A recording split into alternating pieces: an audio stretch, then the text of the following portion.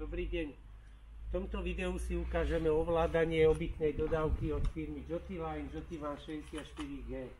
Je to 6,36 metra dlhá dodávka, 2,05 široká, vysoká 2,60, 2,70 s príslušenstvom. Je to dodávka pre 4 osoby, na jazdu aj na spanie. Vždycky dostanete jeden diaľkový kľúč, vrchným tlačítkom sa zamyká, stredným tlačítkom sa otvárajú len dvere vodiča a spolujazca, spodným tlačítkom sa otvárajú šúpacie dvere a zadné dvere. Druhý náhradný kľúč je bez diaľkového s imobilizérom a ďalšie dva kľúče slúžia na zámky nadstavby. Ukážeme si. Vo výbave sú rolety kabíny,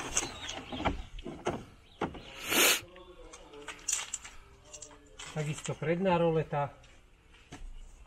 Tuto máme otváranie prednej kapoty. Tu sa nachádzajú poistky motorovej časti. Vždy pri obytnom aute musíme rozlišovať motorovú časť, ako vo vašom osobnom aute, a nadstavbovú časť. Takže tu sú poistky motorovej časti. Tu je ručná brzda.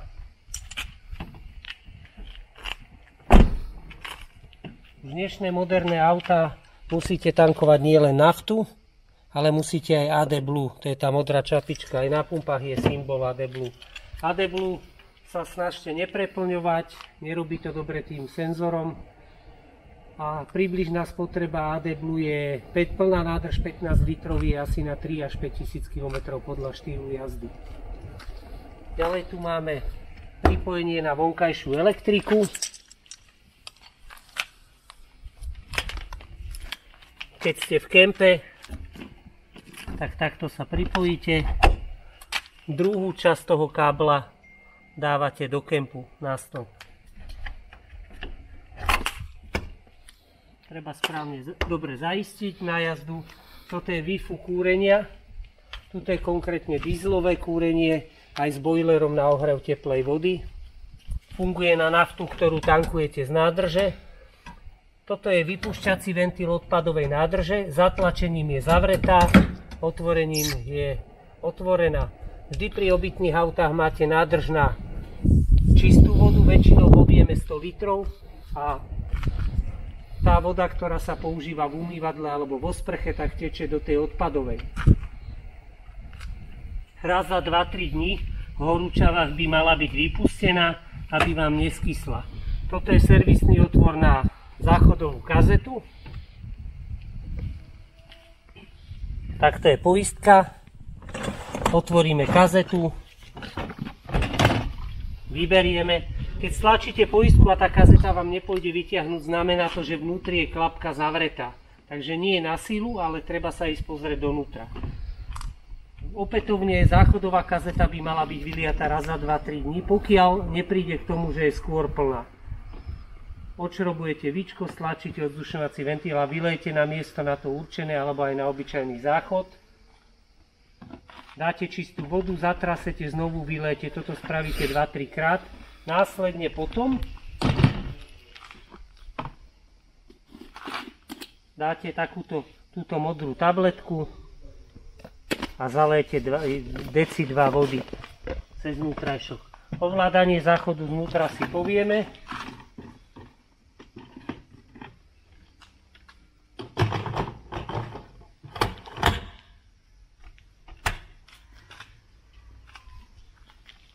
Tu vidíme okna. Vždycky pred jazdou je potrebné si skontrolovať všetky záklopky, bočné okná, strešné okná, či ich máte zavreté, aby vám ich neutrhol vietor.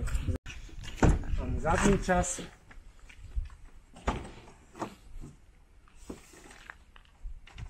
Tu vidíme cúvaciu kameru. Kľúka na markízu, po väčšine sa nachádza tu.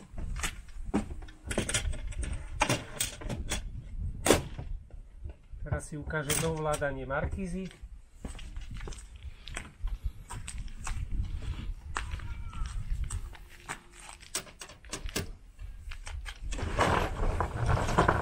Markízu vysunieme na 1 meter, aby sme dotiahli na nožičky.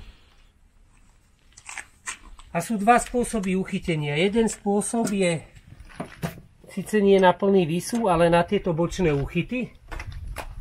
Takže takýto s potiahnutím k sebe, konkrétne toto je typ Fiamma, takže tento má tak, záleží to od výrobcu Markízy. Dáme nožičku. Dáme ju sem, toto zaistíme, aby nemohla vypadnúť. Markízu si stále necháme ešte voľnú, nezaistenú. Rovnako to spravím na druhej strane.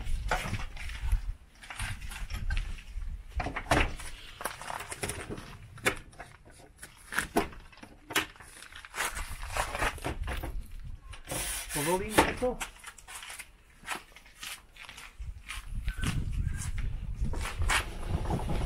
Trošku ho vysunieme. Zaistíme.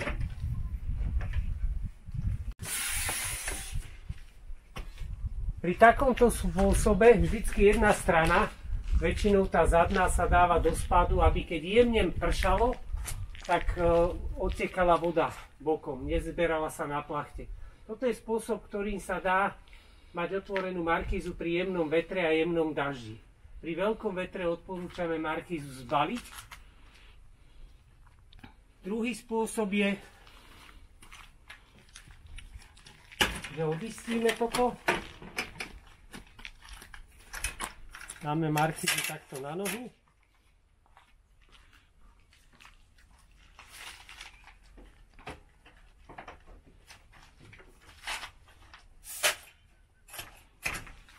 A vysúvame ďalej markízu až do plného vysunutia.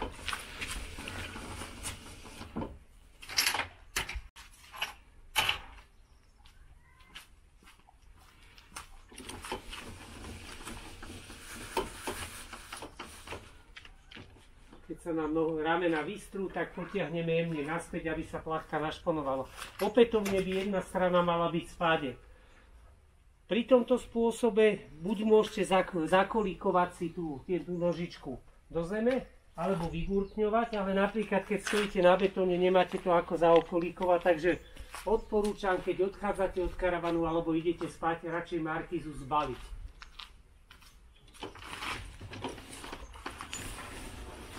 V každom prípade bez nožičiek sa nesmie vysúvať markíza viac než na 1 meter.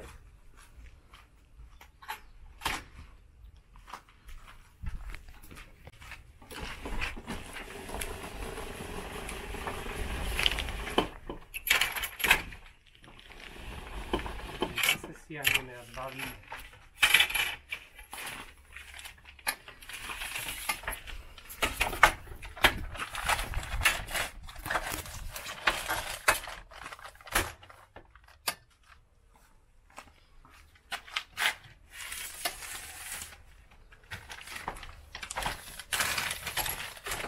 Markíza je úplne nová, je zabalená ešte v igelite.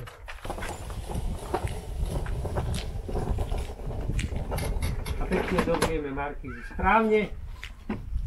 Markíza, ktorá je dobrá, nepoškodená z vetra a z dažďu, sa rovnomerne zavre. Aj na tejto strane, aj na tejto. Ako náhle prestane doliehať, znamená, že bola skrútená jedna strana alebo noha.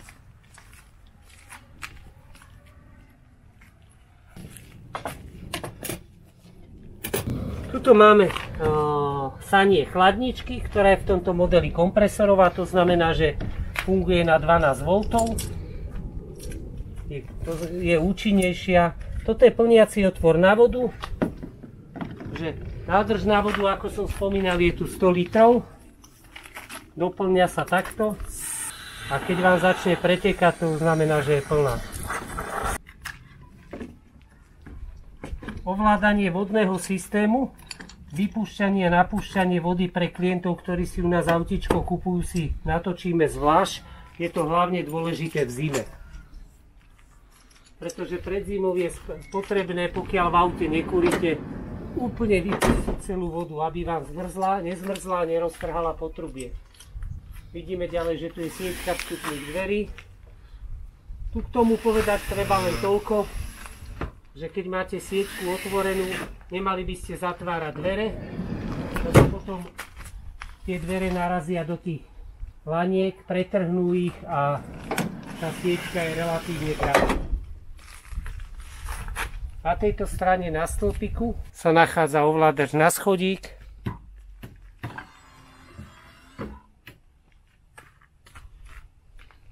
Keď naštartujete a budete mať vytiahnutý schodík, vozidlo vám bude pískať.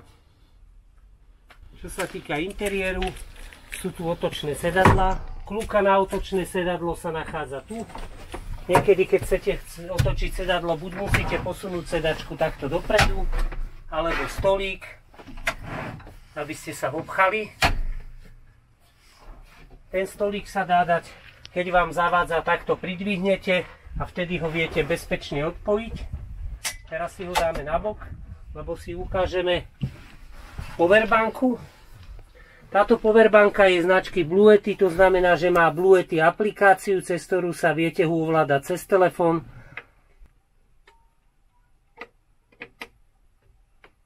Takto ho zapneme stredným tlačítkom. Keď zapneme AC tlačítko, to znamená, že v celom je zapojená do systému karavanu. To znamená, že sa nám budeme mať v zásuvkách karavane 220 V a bude nám ukazovať odber. Je tu aj, keď zapneme DC, tak nám budeme mať napätie v USBčkách a rovnako tento konektor slúži na to, aby vám ho dobíjalo z nadstavbovej baterky od motora, ktorá je umiestnená túto pod sedadlom, to si tiež za chvíľočku ukážeme. Tu je ešte bezdrátová nabíjačka na telefóny. Keď nepotrebujete 220, napríklad tu je na 220 V aj televízia vzadu, smartková, ukážeme si, tak vtedy vypínajte toto AC. Všetko toto viete pri spárovaní cez QR kód, ktorý je na vrchu, viete ovládať aj cez telefón.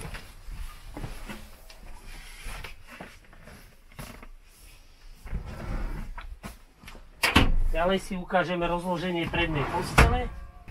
Keďže sme hovorili, že to je štvormiestne autíčko na jazdu aj na spanie.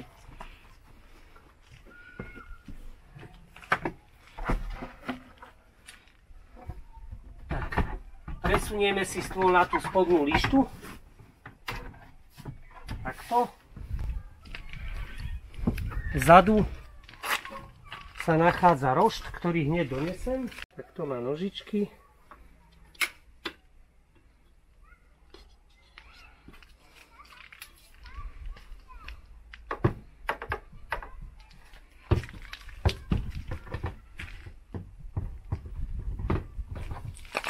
A toto sa zaisťuje, takýmto spôsobom sa zaistí uchytenie.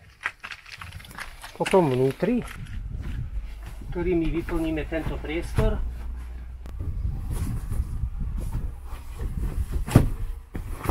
takže toto je spanie pre jednu osobu, v zadnej časti máme pre 3. Takže takto je spanie 1, 2, 3. Na tomto modeli je pekná táto univerzálnosť, že sa dá kombinovať. Čiže pridvihnete a zasuniete. Hneď si to ukážeme na druhom. Môžete mať takto krátke sedenie, alebo úplne oddelené lôžka. Takto pridvihnete a zasuniete.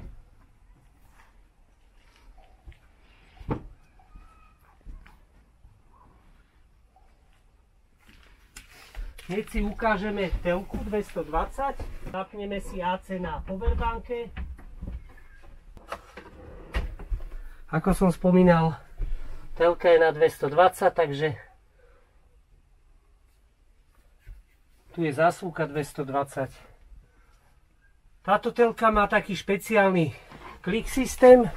Je to klasická smartková telka, dá sa spárovať s telefónom, či si vy si spravíte z telefónu Wi-Fi hotspot. Ten systém je takto vymyslený, takže vycvaknete, dáte naspäť. A čo je ešte lepšie, keď chcete pozerať telku vonka, tento držiak je cuckový, ideálne ho trošku načistiť a dať na plochu. A môžete si ho treba umiestniť, keď chcete pozerať telku vonka, dáte si ho takto a telku si dáte takto.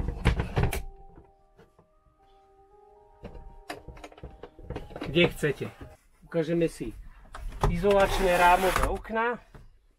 Vždycky, keď chcete otvoriť okno, je potrebné, keď tu je stlačací gombík, ho stlačiť. Keď to budete robiť bez tlačenia, tak zlomíte tú páčku.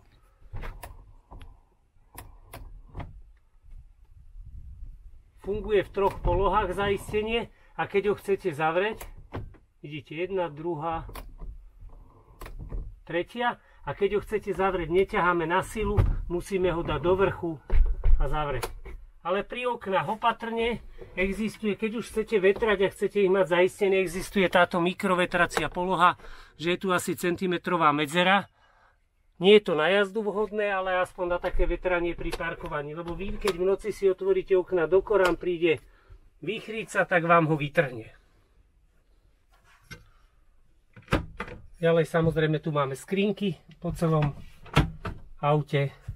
Vždycky treba stlačiť, kde je napísané push. Lampičky s USB-čkami, ale je potrebné si na paneli zasvietiť okruh svetiel. Rovnako tu sú. Ďalej sú tu úložné priestory. V tejto skrinke sa nachádzajú aj ventily na plyn a čerpadlo na vodu. Pravda je taká, že tu je ventil na plyn iba jeden, pretože tu je plyn iba na varenie. Keďže kúrenie je tu na diesel a chladnička je kompresorová na 12 V. Ďalšie úložné priestory. Skrinka, ovládanie chladničky. Keďže sme spomínali, že kompresorová, tak v podstate plus minus si nastavujete výkon. Ja odporúčam asi strednú polohu, ona je dosť silná. Keď chcete rýchlo vychladiť, stlačíte tlačítko turbo a keď idete spať, tak stlačíte tlačítko sleep. Vtedy ide tichšie kompresor, aby vás nerušila. Toto je mrazák. Tu dole máme šuflík na nápoje alebo na ovocie.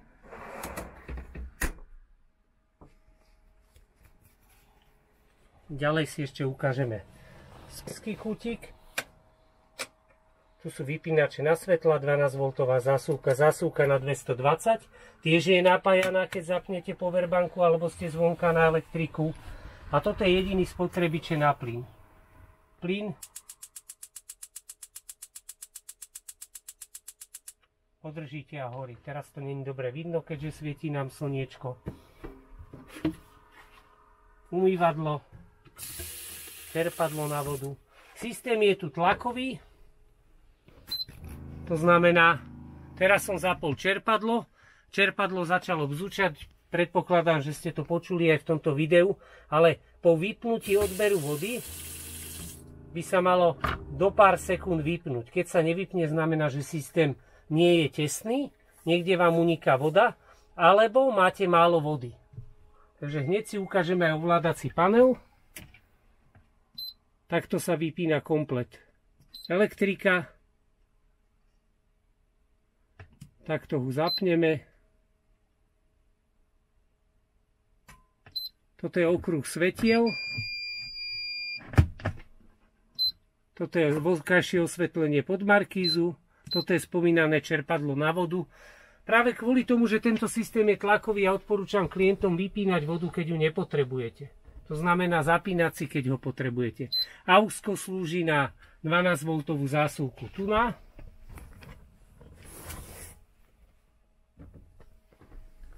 A info, máte napätie motorovej batérie, napätie nadstavbovej batérie a nádrž na vodu. Vidno, že je voda na 100%. Keď bude plná odpadová, bude tu blikať kontrolka červenej vody, to znamená, že máte plnú odpadovú. A keď bude málo čistej vody, tak vám bude blikať táto modrá kontrolka. Ďalej tu máme ovládanie kúrenia. Prvé základné, vrchný riadok je stavový riadok. Čo tu znamená stavový? My keď si teraz potvrdíme, máme ikonku teploty, nastavíme si teplotu na 18. Ja odporúčam 18 v noci, 20 cez deň. Dáme 20. Tak treba to potvrdiť stlačením toho kolečka. Chvíľočku počkať.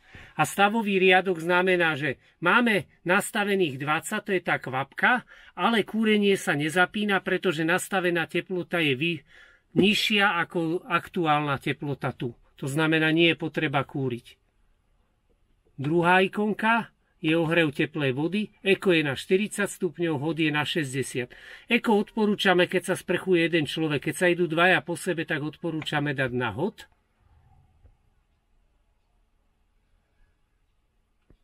A práve tu je pekne vidno, že v tom stavovom riadku nám začala blikať tá ikonka tej teplej vody. To znamená, že nastavená teplota vody je vyššia, ako je aktuálna. To znamená, že ide hriať. Tie ďalšie kontrolky sú nepodstatné. Tu sa dajú meniť otáčky ventilátora, ale odporúčame nechať na eko. Keďže je toto dieselové kúrenie, odporúčame klientom, aby raz za týždeň ho pustili na plný výkon na 30 stupňov, predpisuje to aj výrobca kúrenia, na 30 stupňov na plný výkon a nechali aspoň 10 minút otvorené dvere, aby sa vypálilo to kúrenie a nezanášalo sa, keď dlhodobo funguje sadzami. To je ako krb doma. Keď stále kúrite v nízkom výkone, tak krbové sklo je špinavé. Tak raz za čas treba dať na plný výkon, aby sa vypálilo.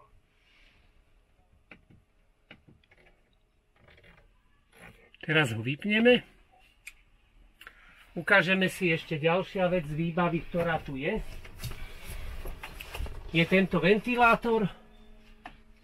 Nad strešným oknom tlačítkom on-off sa zapne a ukazuje nám, že je tu 34 stupňov. Má funkciu in-out, znamená, že buď vysáva alebo nasáva vzduch. Mod auto znamená, že keď toto necháte zapnuté, tak pokiaľ je vyššia teplota, tak on sám začne vysávať vzduch z karavanu, aby ho vyvetral. Keď zníži teplotu, tak sa sám zavre. A týmto si viete nastavovať otáčky. To je zase vhodné na noc, aby vám nehúčal a nešiel na plné otáčky. Toto je osvetlenie. Ale to nebudete potrebovať, keďže tu máte ďalšie dotykové svetielka. Takže pokračujeme kúpeľňou. Zasvietime si svetlo, opäť dotykové. Tu je okno na vetranie. Takže k záchodu. Týmto tlačítkom stlačíme ostreh vody, ale najprv musíme mať pustené čerpadlo na vodu.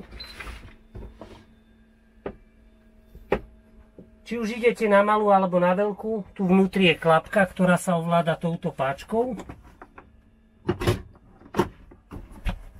Odporúčame, keď klienti chodia na veľkú, tak dať si jednu kitchen rollku papiera, spraviť takýto jemný oplah vody, spravíte veľkú potrebu a otvoríte klapku, vtedy vám to nezašpíni steny, ako tá klapka sa otvára, zatvára.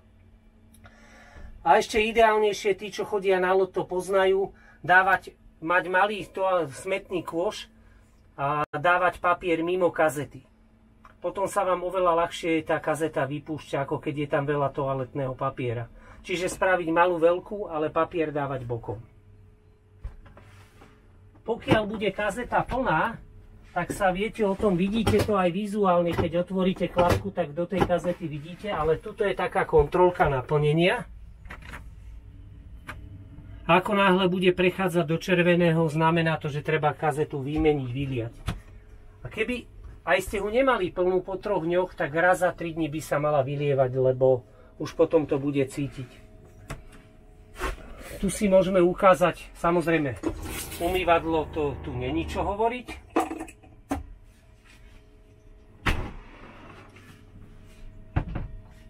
Takto je sprcha.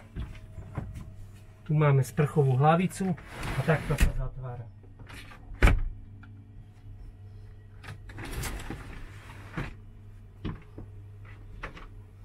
Ešte si ukážeme šuflíky, kuchynské linke a potom si pokračujeme prednou časťou. Môže stopnúť. Teraz si ukážeme priestor, kde sa nachádza kúrenie a nadstavbová baterka. To je dôležité pre vodný systém. Tu sa nachádza nadstavbová baterka. Tu sa nachádza kúrenie a tu sa nachádza protimrazový ventil kúrenia. Máme zvlášť video na vypúšťanie vodného systému, Tu je taký, není to vidno v kamere, ani to nebude, ale tu je taký modrý cuplík, ten je zatlačený. Bude to v tom videjku, aby ste ho cítili. Čiže vypúšťanie vody sa deje takto, aj to počuť, že vyteká. A musíte zatlačiť ten cuplík. Aj počuť, že sa čerpadlo pustilo. Tu sa nachádza istič 220. Keby vám z nejakého dôvodu nešla elektrika a ste na kábli zvonka, tak treba skontrolovať tento istič. Táto baterka má svoju aplikáciu. Opätovne po načítaní tohto QR kódu si ju viete stiahnuť a vidíte kapacitu baterky. Baterka k tomuto autičku sa volá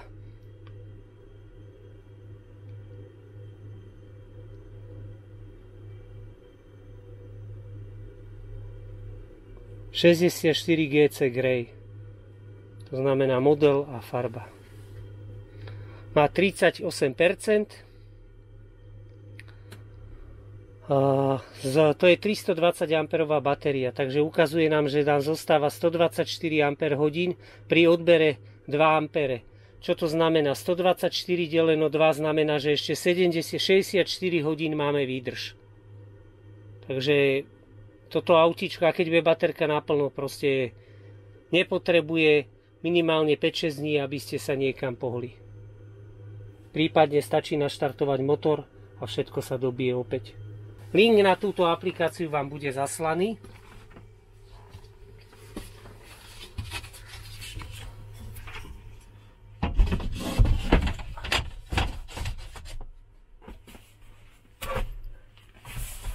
Si ukážeme len kabínu, stôl dáme hore.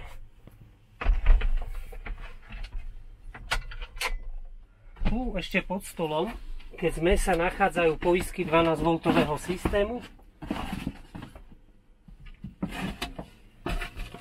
Konkrétne tu je ten 12V poistky nadstavby karavanu, tu sú poistky prípravy na solár, toto je booster. To je DC-DC nabíjačka od motora. Toto je nabíjačka, keď ste pripojení zvonka na elektriku, tak dobíja aj powerbanku, dobíja aj toto. A to je tak všetko. Samozrejme vozidlo je vybavené 8 stupňovou automatickou prevodovkou, koženým volantom, s ovládaním rádia na volante. Rádiu je to Pioneer z Apple Car Android Auto, to znamená, keď sa s ním bezdrátovo spárujete, tak viete zrkadlý telefón, navigačné aplikácie. Predná roleta sme si ukazovali. Odkliadací kufrík. Tuto je takisto ešte kábel na pripojenie, keď nemáte bezdrátovo, sa viete pripojiť káblom na telefón. To je všetko. Prajem vám veľa šťastných kilometrov a dní strávených aj s týmto autíčkom od nás.